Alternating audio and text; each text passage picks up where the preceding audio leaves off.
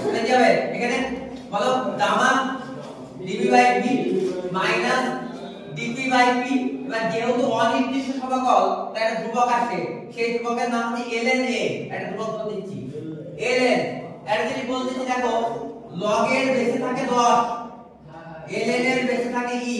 Physics বা কেমিস্ট্রিতে ln use হয় বেশি আর অঙ্কে log। তাহলে এটা কি হবে বলো, এটা বলো gamma ln v, gamma minus ln p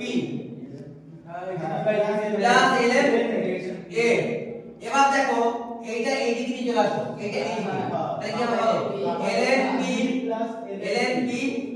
plus ln p to the power gamma দিচ্ছি, কারণ আমরা কি জানি log এর ক্ষেত্রে log x সিস্টেম মানে 2 log x, মানে এই যে পাওয়ারটা এখানে নিয়ে চলে আসা যায়, যে সহগ যেটা রয়েছে না পাওয়ার নিয়ে যায়, হ্যাঁ ইকুয়াল টু কত দিকে যাবে ln a log এর মতন তো। আচ্ছা বলো log x log y কি যায়, log x log y, তাহলে কি হয়ে যাবে ln p v to the power gamma.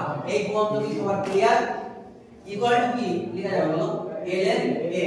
এবার দেখো ln এর রূপে গেল, ln এর রূপে গিয়ে কি হয়ে গেল p v to the power gamma equal to কি a ধ্রুবক প্রমাণিত।